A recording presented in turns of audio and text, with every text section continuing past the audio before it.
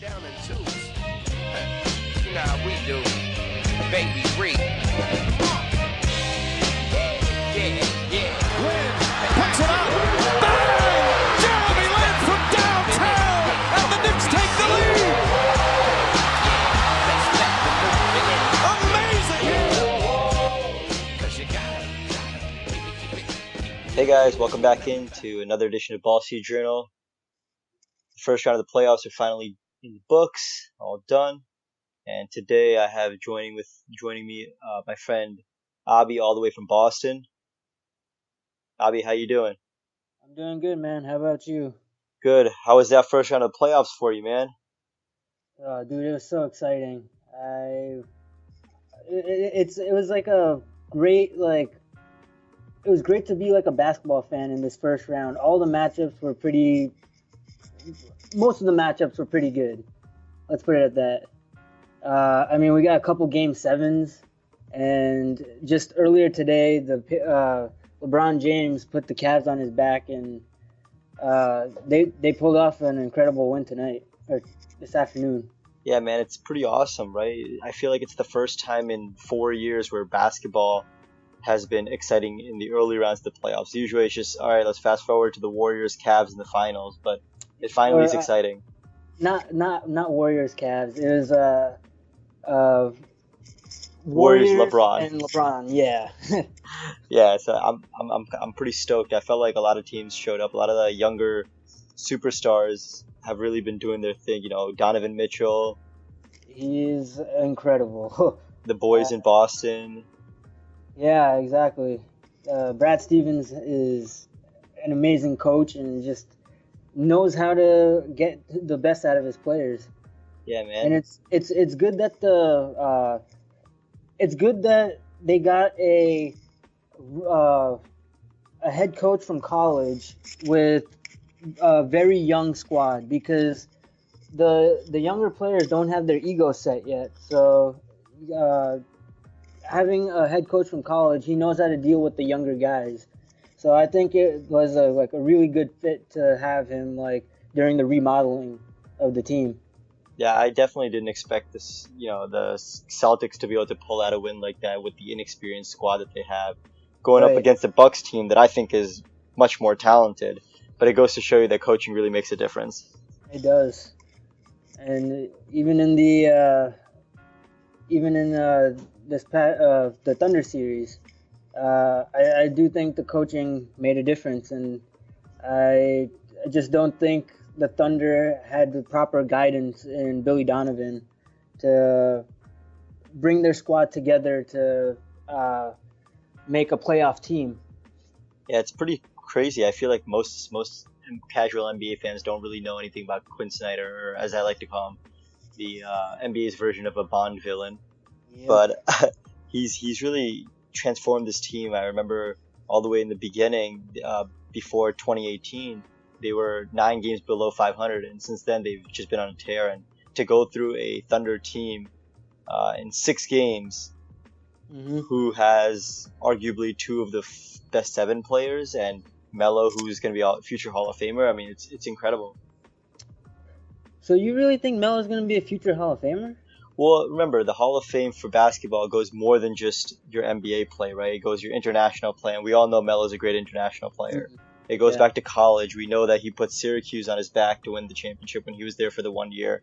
And so I think Melo will be a Hall of Fame player just based on his other merits outside of, the NBA. He also, remember, the Nuggets teams weren't that great, and he did take one of them to the Western Conference Finals.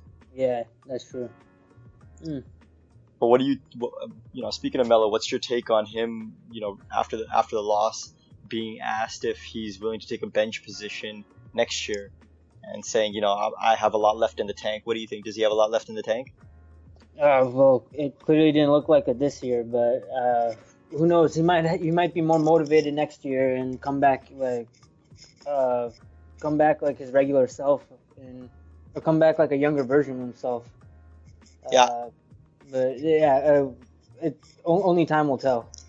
It's pretty incredible. I think just going back into a few weeks ago, I had, the Thunder moving on to the second round. I was like, Paul George is going to show up in the playoffs. Melo, he's not the same Melo that he was with my beloved Knicks, but he's still talented enough to put up points when he needs to. Russ is top 5. Russ is Russ. Yeah. Exactly, Russ is Russ. But they kind of fell apart, and now I'm starting to question what the future of this team is going to be. With Paul George, with this looming free agency, where do you think he's going to end up? Yeah, it's definitely an interesting question. Paul George is. I really don't know where he's going to end up. I have a feeling it's going to be a 50-50 shot that he stays in OKC or leaves to Los Angeles, or the Lakers to be specific, because that was his intentions going into the past year. I mean, so we'll see what happens. What do you think? Yeah, man, it would be devastating for the OKC fans to see two elite talents leave, 5 years apart, with KD and now probably Paul George. I think it's going to be tough for him to come back. And the reason I say that is I love Russell Westbrook. I love how he plays. I think his fire is only secondary to some of the all-time greats in the NBA. But I think the way he plays, the way he has a one-track mentality that it's you have to play the Russ way. There's no other way to play but the Russ way. I think that kind of rubs superstars off in a bad way, because guys like Paul George he became a much more one-sided offensive player this year. I felt like he wasn't as aggressive going to the paint. We saw that in the playoffs. He only really had 2 good games, and those were the games that they won. Right. I completely agree. And in Game 6, he had 5 points in 40 something minutes, and he had 16 shots. So 2 for 16. Yeah, he had his shots Russ does get you your shots. It's not like he's like a complete ball hog, but yes, he does need to revamp his style of play in order to sort of keep other superstars around, because I just don't. He's a very ISO heavy player, and just having other established players try to adapt around his game is kind of challenging. And I think the problem with it is it's okay if you're an ISO heavy player if you're not the primary ball handler. Russ, grabs the rebound from Steven Adams, as people say. He's just trying to pad his stats and try to get the triple doubles, break some records. And Steven Adams clearly doesn't care, but he rushes up the court and then he takes these long 2-pointers, but no one else ever touches the ball on offense. And Game 6 he had 43 shots. That's absurd. A point guard should not have 43 shots. I don't care how many triple doubles he's gotten the last 2 years. The fact that he took 43 shots, I know he tried to put the team on his back, and he was the only one really doing anything. With I think Melo only put up, Paul George, like you said, had 5 points, and Melo had 7 points. I mean, these guys were non-factors. Yeah, exactly. And that's not what you want to see, obviously, from two superstar caliber players. And something either the coach needs to change, or just something has to change in that team. Yeah, I mean, it's going to be really sad, because I think Paul George will ultimately leave, breaking the hearts of a lot of OKC fans. I think Russ is going to need to reevaluate what his legacy is going to be, right? I think if you're talking about this guy who's, triple-double machine, probably going to break the all-time record for triple-doubles without breaking a sweat at this point. At this rate, yeah. Kind of, what is he going to be able to do? Is he always going to be this guy who gets all these stats but is never a winner? Yeah, it's right now that's what it's looking like, but again, he's still I feel like he's still got a lot more years to play and try to show that he is a different sort of player. So he's got time to change those sort of habits that is costing him is costing his team wins in the playoffs. Although I would have to say, in his defense, he's the only guy that kind of consistently showed up for the Thunder. Maybe his shooting percentage wasn't great, and he was a little bit afraid of going into the paint because Gobert was there. But he took his shots. Game 5, he put them on his back. He and Paul George as well really led that 25-point deficit comeback in the third and fourth quarter to help them ultimately win. I think, the fact that they couldn't get it done in Game 6 is a tribute to the fact that I think Paul George just didn't come to play that day. Gotcha. Yeah, he did not. And I'm kind of interested to see what happens with Melo too. He's got an opportunity to opt into his contract, which everyone thought was a shoo-in. Now that he's being potentially asked to come off the bench, he's saying that he's going to have to evaluate his prospects. I don't think he's necessarily going to get more than, I think he's got like $28 million on his contract or $27 million on his contract next year if he opts in. I don't think he's going to get a contract that big from anywhere else, especially because he had a down season. Right. But I wonder if he's going to take a little bit less money to join someone like his, Banana Boat brother and Chris Paul and go down to Houston. Yeah, that would be. I think that would be hilarious, actually. Why do you say that? Because that's just how the NBA is nowadays. Just everyone's just gonna go to the superstar teams and try to get their rings, and it's just funny to see how much the league has changed in the past like 20 years. Do you think it's good for the league, or do you think it's bad for the league? I mean, I initially thought it was pretty bad for the league until like this year, where even though like it's happened in the past where like these super teams are forming, it sort of gets other teams. It sort of gets other teams to sort of want to become better too, and there are several ways that happens nowadays. It's tank and just try to wait for the next big thing, or just try to sign as many superstars as you can, and that's just what it is nowadays.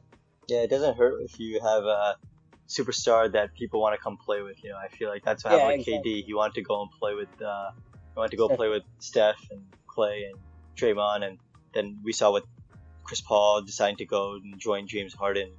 I think if Melo ends up doing that, he may have to take another step back in the way he plays his game, and maybe people will think he's washed. But I think Mike D'Antoni may also be able to get the most out of him. I know they had a pretty bad divorce back in New York, so I don't know if he's ready to buy into D'Antoni's system anymore. But if they are able to patch things up, maybe Melo could go there and be a contributor.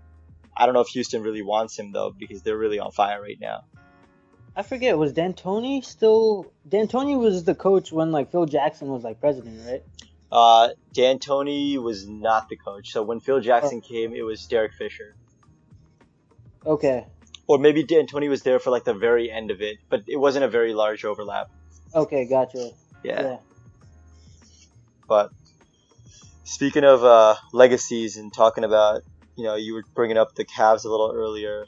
What do you think about LeBron and everything that he's done this first series? He's a special player. Let's leave it at that.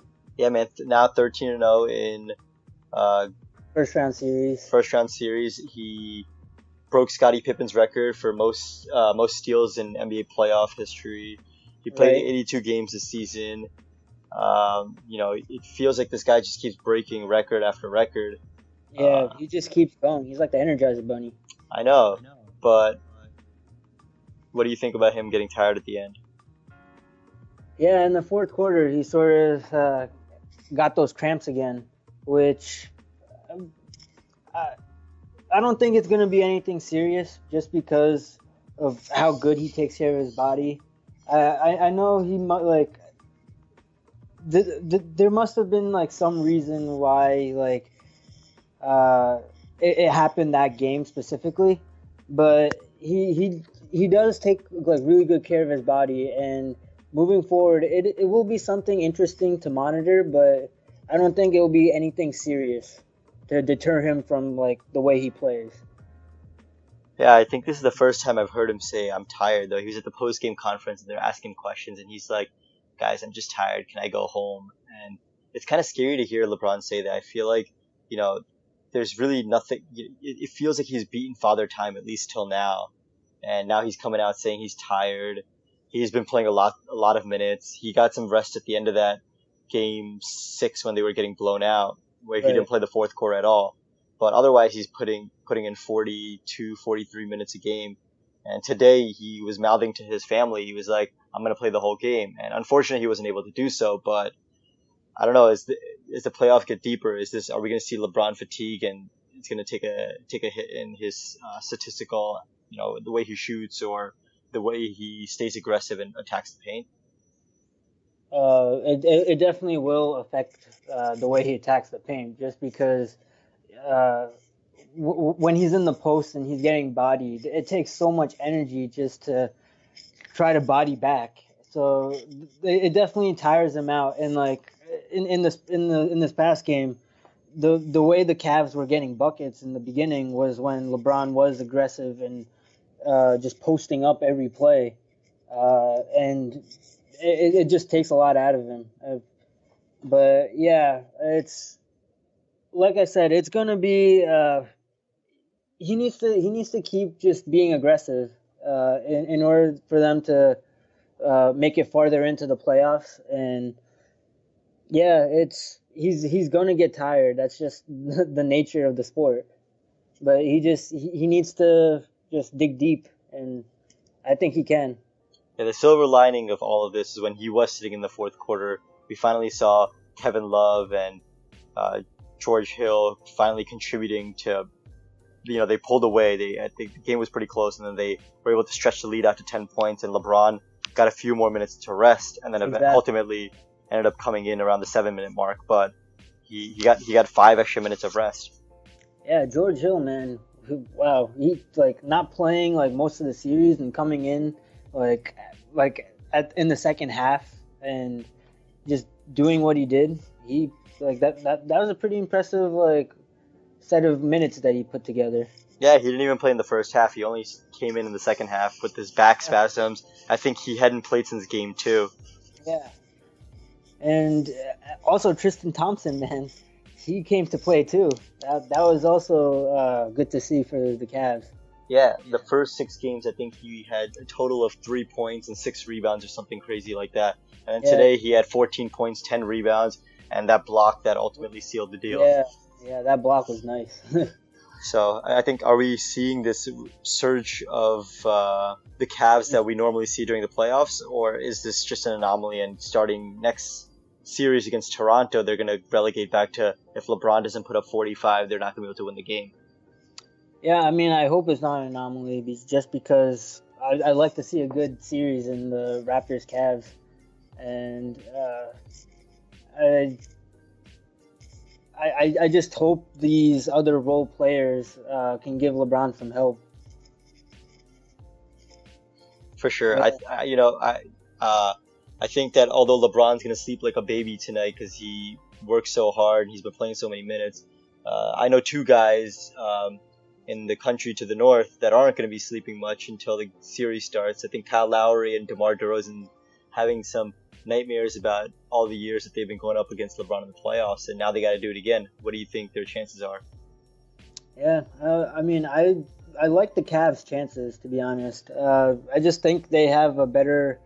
I just think they match up much better against the Raptors, and I just think the Raptors haven't really changed much as a team. Like their core is still very similar. And I think the Cavs sort of know how they play, and I feel like it's going to be a great series, no doubt, but the Cavs will probably take it. That's surprising you say that. Although the core has stayed the same, the Raptors have worked really hard throughout the season to kind of change their identity. They used to be this same, isolation ball-heavy team. But over the last year, I have to give a lot of credit to Dwayne Casey. He's gotten these guys to buy into this pass-first, ball movement kind of offense. And it's ultimately what led to them being the first seed in the regular season in the Eastern Conference. Right, but just from the first round series, I thought they would they would have a much easier time with the Wizards, with all the problems the Wizards were having like internally. Um, but I don't know. They just didn't really look like the number one seed right now. And we know that they're gonna have some yips just starting the game against the Cavs. They're gonna see LeBron on the other side of the court, and hopefully they're not gonna have to run away to the bathroom and get nervous and stuff like that. Yeah, hope not. I what do you think about the Bucks Celtics game 7? Yeah, I know you're in Boston, and I know people love Boston sports. I feel like Boston, as much as Boston won this series, I think the Bucks lost this series. I think the Bucks were outcoached, of course. Not that their coach didn't. I forgot his name. What's his name? Yeah, Joe Prunty. Joe Prunty. I don't think he didn't do anything. I think adding Thon McCarr to the starting lineup was a good move. Wait. Pronounce that again. McCarr. McCarr. I think that's how you pronounce his real name. Really? Yeah. Oh, it's not Thon Maker? Nope. Oh, wow. Yeah, exactly. You learn something new every day, man. Yeah, man. Or I'm just being pretentious and I'm calling him McCarr because I think I'm cool. I mean, I've literally never heard that pronunciation with the announcers, but... Yeah, but, sometimes the casual fan knows a little bit more than the announcers. But anyway, he did a good job kind of integrating Jabari, who he didn't play much in the beginning, and Thon, I'll say, like, you guys, Maker, into the team, and having them buy in. Malcolm Brogdon was a big good asset. I just felt like I felt like Giannis could have done more, and sometimes I feel like Giannis needs to channel his inner LeBron, because he did it in the beginning of the season. He was ridiculous. People thought he was going to run away with the MVP. And, I really thought so. And in this series, I feel like there were times when he kind of shied away from the spotlight. He would just pass the ball away from him instead of just going to the paint. And I don't want to blame him for them losing the series, but I don't know. I just felt like the Bucks had that. I had the Bucks winning in 6, and I think I did too. And I'm kind of disappointed in the effort from the team overall, particularly Bledsoe, who I thought was a lockdown defender, and time and time again got embarrassed by Rozier, who's a great young player, but I mean, you're talking about Bledsoe, who people think should be in the conversation for all defensive team, or at least one of the best, guard defenders, getting abused by a backup. Right. Yeah, it's sort of similar to like Paul George.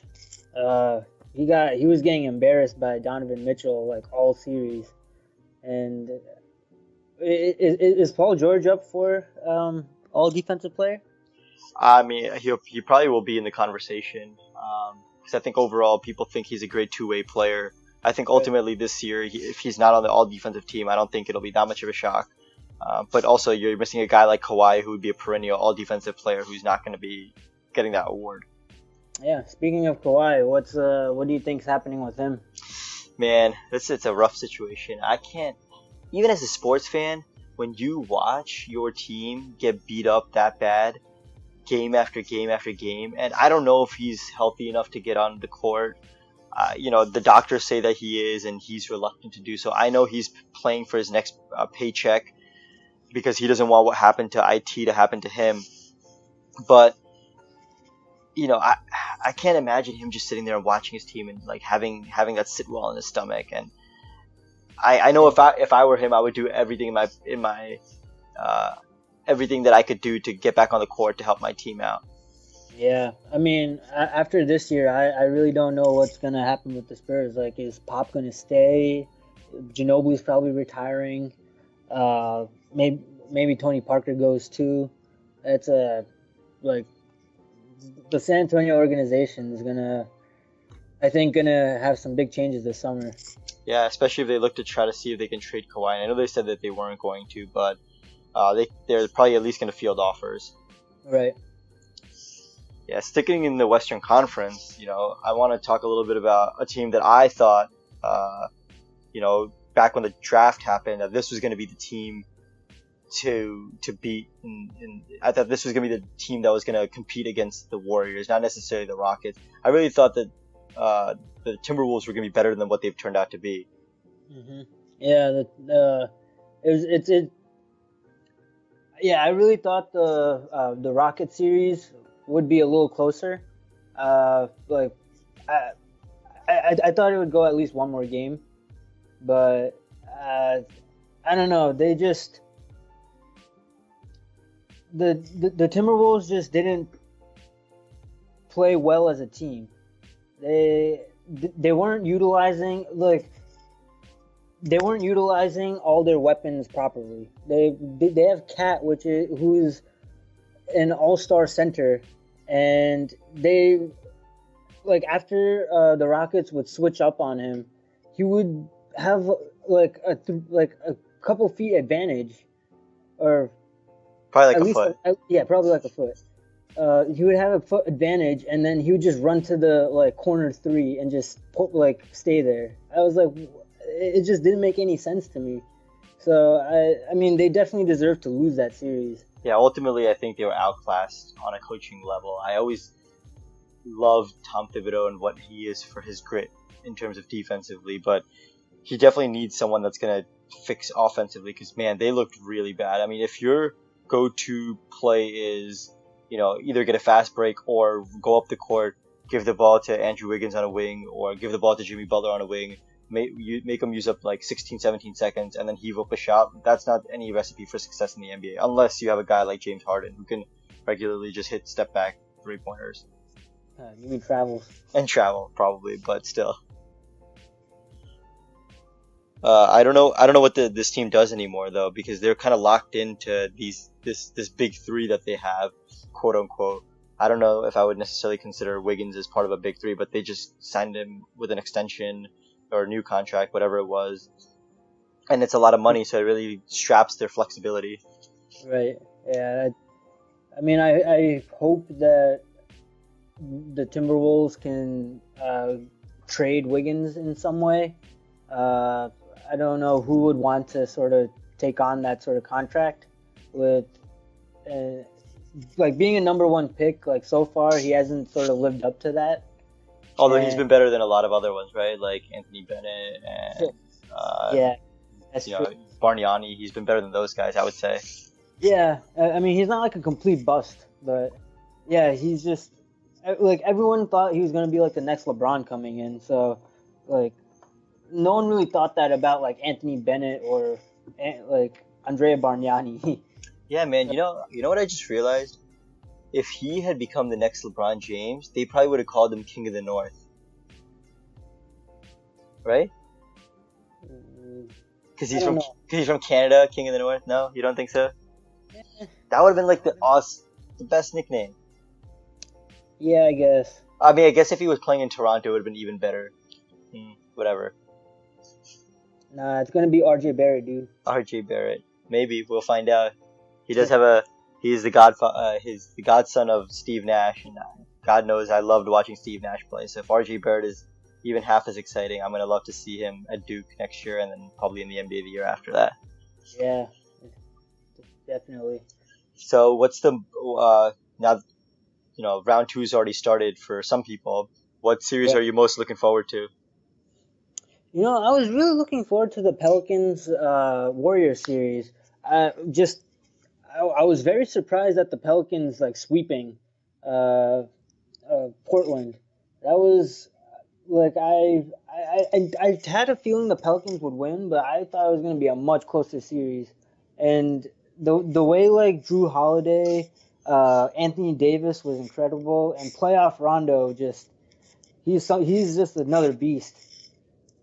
And I really thought that they were playing well defensively, but then the Warriors just came out and just torched them. That was very interesting to see.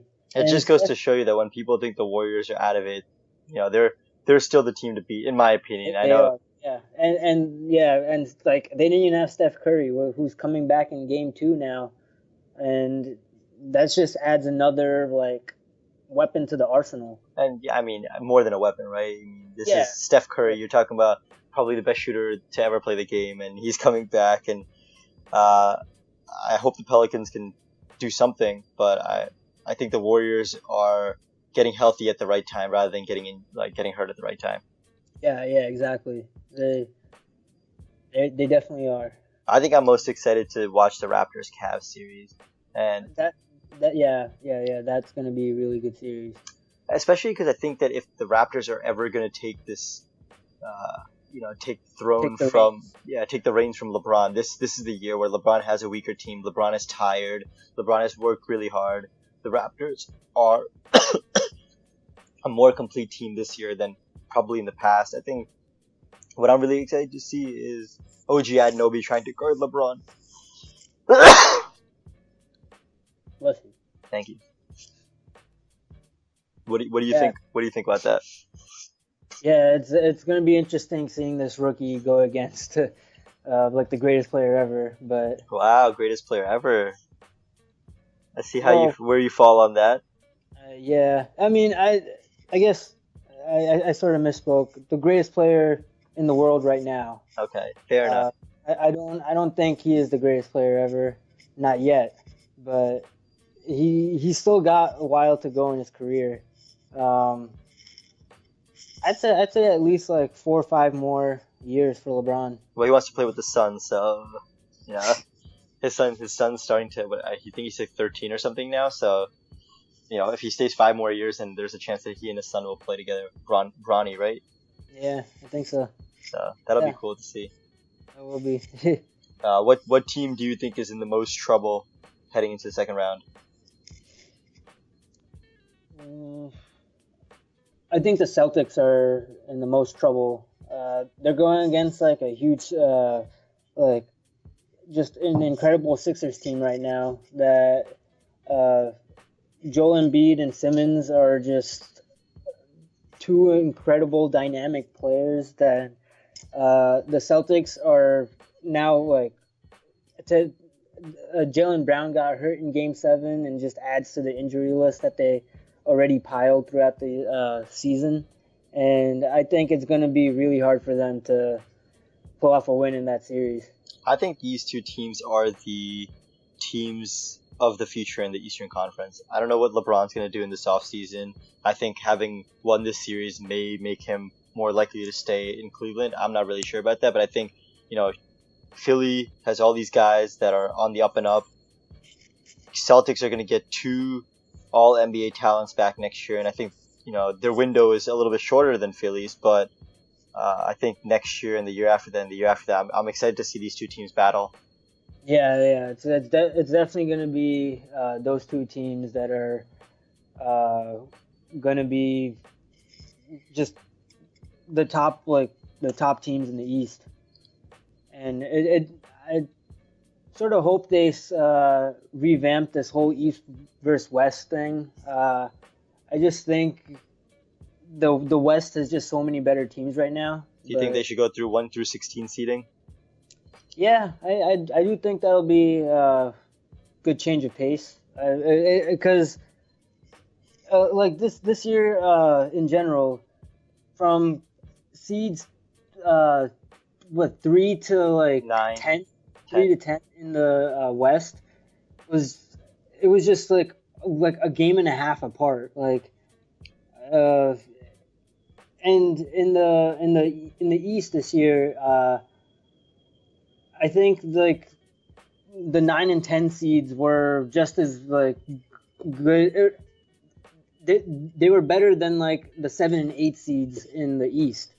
Yeah, maybe. Although, you got to give credit to the Wizards. I don't think the Wizards are as bad as they were this year. And, I don't think they were as bad as everyone thought that they were. Right. Yeah, I mean, I was just reading an article today about the Wizards, and John Wall said there's, like, big changes coming. I wonder if that means he's going to leave, or he's going to try to recruit Boogie, make that Kentucky connection. That would be interesting. Yeah. You don't think Boogie stays in New Orleans? I don't really know. I think New Orleans has a lot. I think they should try to keep him, especially because he's coming off an Achilles injury. I think his value is going to be lower. But there's also a big man coming off an Achilles injury, and if he's asking for a lot of money, I, as the Pelicans, wouldn't shy away, especially because they've shown that they can be elite without him. Mm-hmm. Right. But man, I'm pretty excited for this next round. I think I always get sad after the first round of the NBA playoffs because, in the first round of the NBA playoffs, on the weekends you got 4 games, on the weekdays you got like 2 to 3 games, and now we're only gonna get 1 game tomorrow, I think, and 2 games after that. So there's gonna be a little bit less basketball, which I always hate because then I know that the off season's coming, and the only thing good on would be baseball, which I don't even think is that good. Yeah. All right, man. Well, thanks for coming in, talking to us about the first round. It's always great having you on and listening to your opinions. Yeah. Thanks for having me on and just letting me be a part of this. Of course, dude. Look forward to speaking to you soon. Yeah, dude. Definitely. Have a good night. Take care. Take care.